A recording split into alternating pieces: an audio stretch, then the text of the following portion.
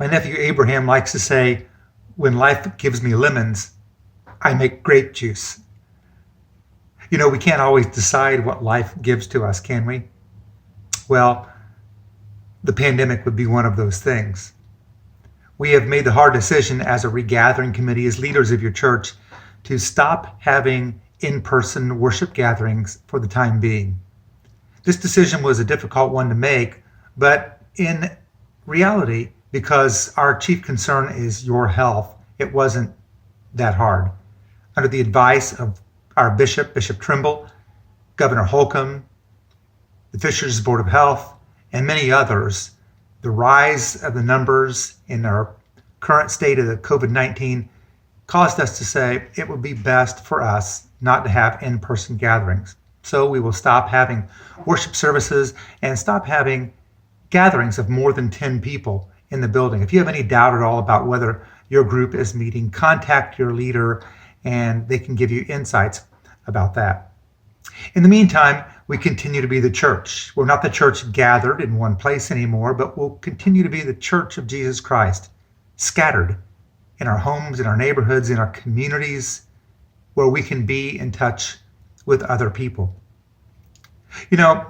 This doesn't mean the end of the church. In fact, thanks to modern technology, we will continue to stay in touch with one another.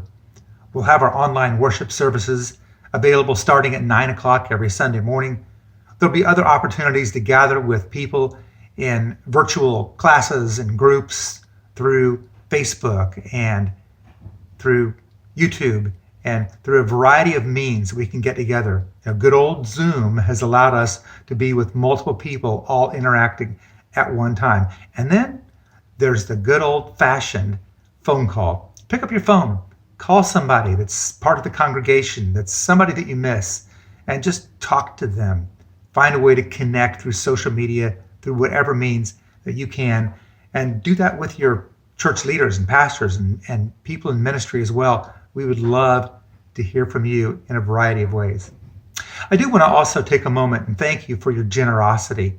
Your ongoing support of the church during a pandemic is remarkable because of the way that you have reached out and loved God, loved your church through your generous giving. We have been able to continue on with our ministry to the church, to our congregation, to the community, even to the world around us.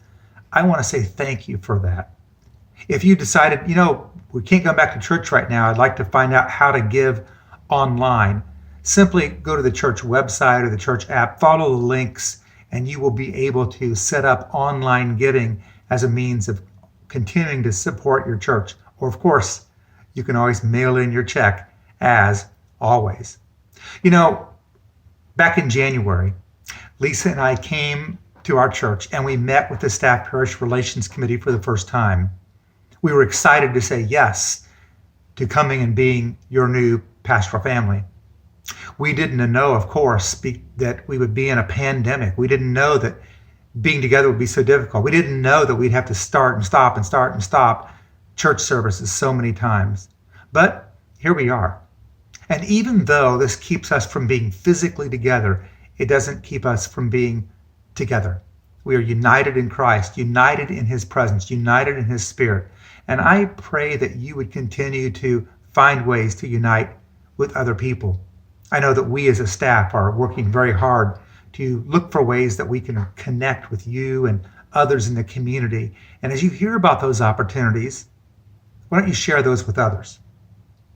We're in a 4-part series, and this Sunday is part 4. Ironically, I will be preaching on the 4th part, which is entitled, We Invite Others. That begs the question, doesn't it? We invite others to what? We don't have a sanctuary to go to. We don't have a church building to go to. What are we inviting them to? Maybe the better question is, we invite others to whom? It is Jesus that we invite them to. So tune in this Sunday, 9 o'clock, anytime after that, and I will talk about the idea of inviting others even in the midst of a pandemic. When life gives you lemons, you might as well make grape juice. God bless you. See you online this Sunday.